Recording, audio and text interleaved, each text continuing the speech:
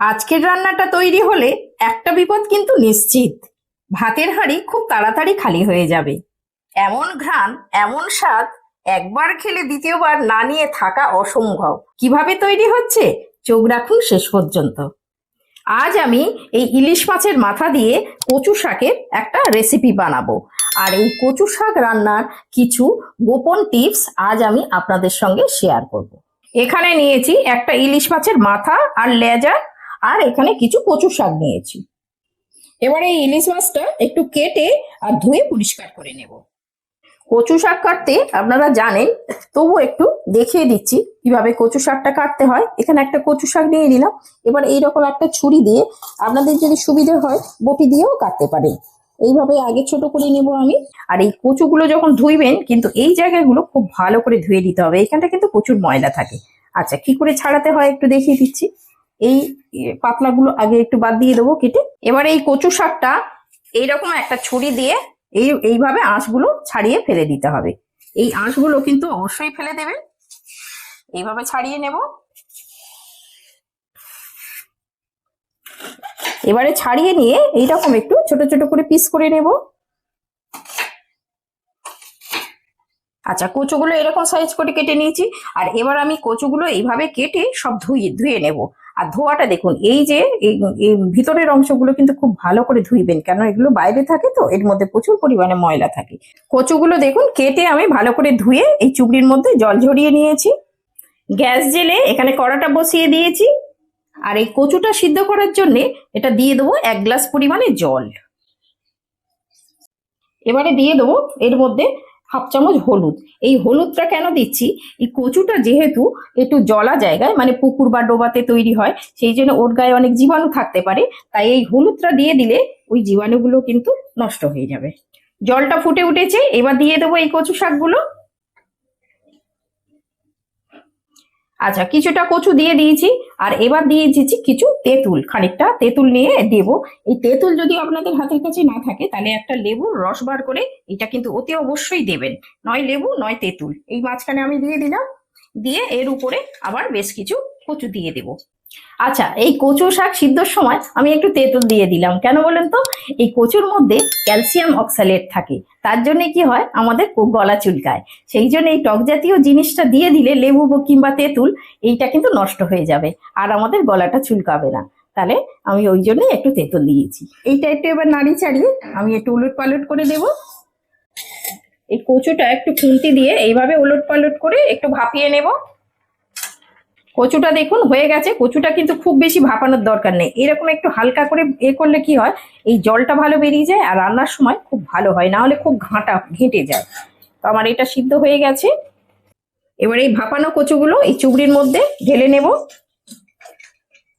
আচ্ছা, এই যে তেঁতুলগুলো দিয়েছিলাম, এই তেঁতুলগুলো হাত দিয়ে একটু তুলে ফেলে দিতে হবে, এইগুলো আর কোনো কাজে লাগবে না। আচ্ছা, এবার একটা চামচ দিয়ে, যেহেতু গরম, এই চামচ দিয়ে এইভাবে চেপে চেপে যতটা সম্ভব জল কিন্তু ফেলে দিতে হবে। এই জল ফেলে দিলে এই রান্নাটা খুব ভালো হয়, না হলে কিন্তু খুব বেশি ঘাটা ঘাটা হয়ে যাবে। জলটা আমি চেপে চেপে বার করে নিলাম। দেখুন কচু থেকে কতটা পরিমাণে জল বেরিয়েছে। এই জলটা কিন্তু অবশ্যই এইভাবে বার করে ফেলে দিলে কচু কিন্তু একদম গাল চুলকবে না। এখানে মাছটা কেটে ধুয়ে পরিষ্কার করে নিয়েছি। এবার দিয়ে দেবো একটু লবণ।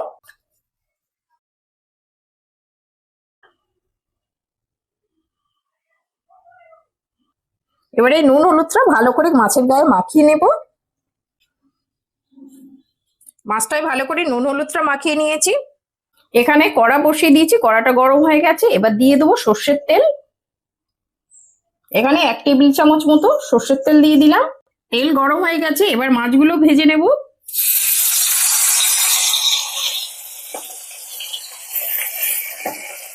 এটা যেহেতু ইলিশ মাছ, খুব বেশি কড়া করার দরকার নেই। 1 পিঠ হয়ে গেছে, এবার আমি উল্টে দেব। মাছটা ভাজা হয়ে গেছে, এবার তুলে নেব আমি।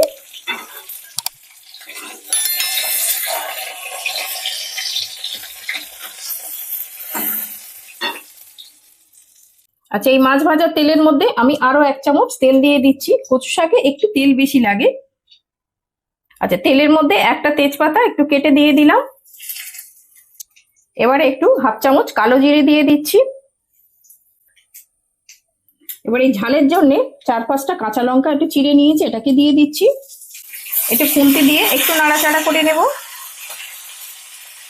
কালো জিরে আর কাঁচা লঙ্কা সুন্দর একটা গন্ধ বেরিয়েছে। এইবার দিয়ে দেবো যে ভাপানো কচু শাকগুলো।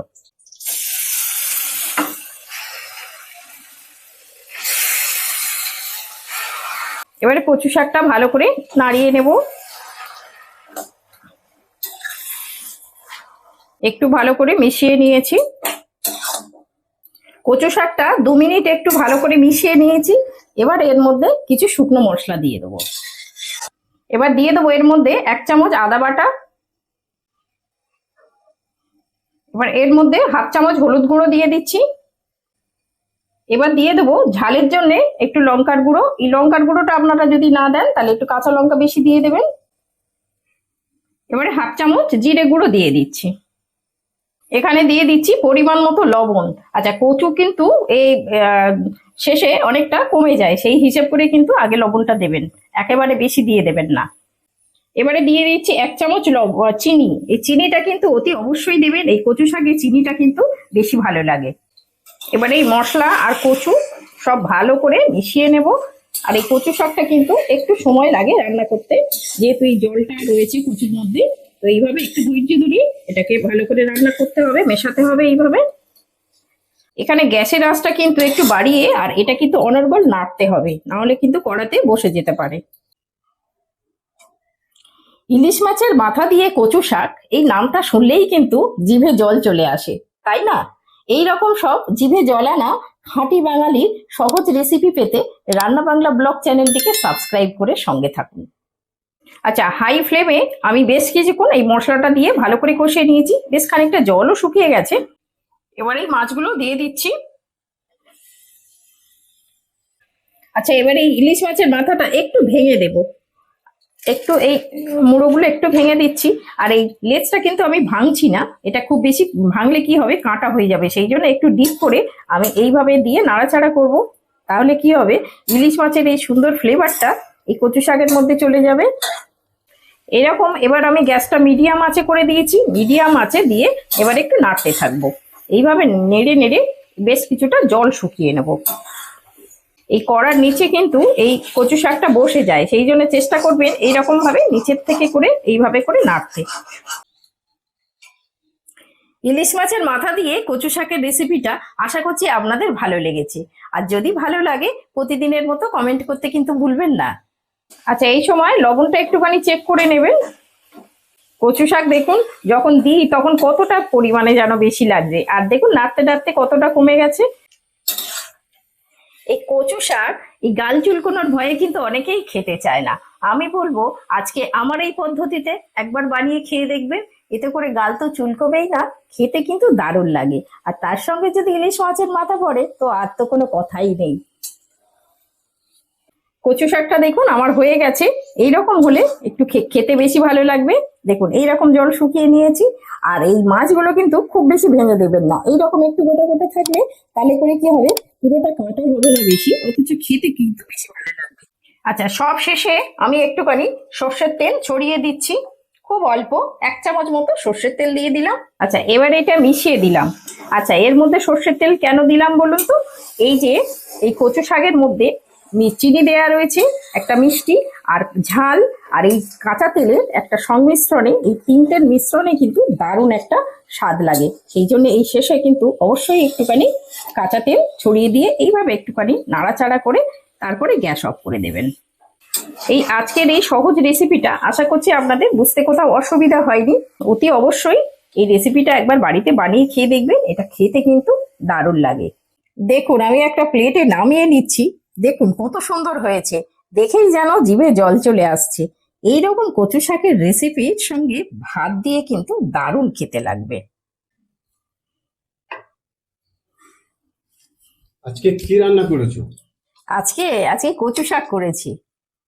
কচু শাক করেছো? হ্যাঁ, বাহ, খুব ভালো হয়েছে। ইলিশ মাছ দিয়ে কচু শাক করেছি। হ্যাঁ, কয়েকদিন ধরে খুব কচু শাক খেতে খুব ইচ্ছা হচ্ছে। হ্যাঁ, এই ইলিশ মাছের মাথা ছিল, তা আজকে ভাবলাম একটু কচু শাকই রান্না করি। ও, ইলিশ মাছের মাথা দিয়ে করেছো? হ্যাঁ, তাহলে তো খুবই ভালো হয়েছে। খেয়ে দেখো কেমন হয়েছে। হ্যাঁ, এই কচু শাক আর ইলিশ মাছের মাথা পড়েছে, ভালো তো হবেই। সে তো অবশ্যই। কচু শাক এমনিই ভালো, আর তার সঙ্গে ইলিশ মাছের মাথা, হ্যাঁ, এ তো মানে দারুণ লাগবে খেতে। খেয়ে দেখো, সত্যি দারুণ টেস্ট হয়েছে, দারুণ হয়েছে। দারুণ টেস্ট ঠিক হয়েছে। আছে, খাও। আরে গরম গরম খাচ্ছি না, দারুণ লাগছে। ঠিক আছে, অনেকদিন দিয়ে খেতে ইচ্ছে হচ্ছিল, মন ভরে গেল। ঠিক আছে, খাও, মন ভরে খাও। সত্যি দারুণ টেস্ট হয়েছে। এখন ইলিশ মাছ তো হ্যাঁ। পড়েছে এর সাথে, দারুণ হ্যাঁ, টেস্ট। কচু শাকের সঙ্গে ইলিশ মাছ, এ তো মানে দারুণ হবে। মন ভরে খাবো আজকে। হ্যাঁ, খাও। তুমি খেয়ে নিতে পারতে গরম গরম। আচ্ছা, তুমি আগে খেয়ে নাও, তোমাকে আগে মন ভরে খাওয়াই, তারপরে আমি খাবো। গরম আমি তো গরম খেয়ে নাও। আমি তো খুব ভালো। খাবো, ঠিক আছে, তুমি আগে খাও না।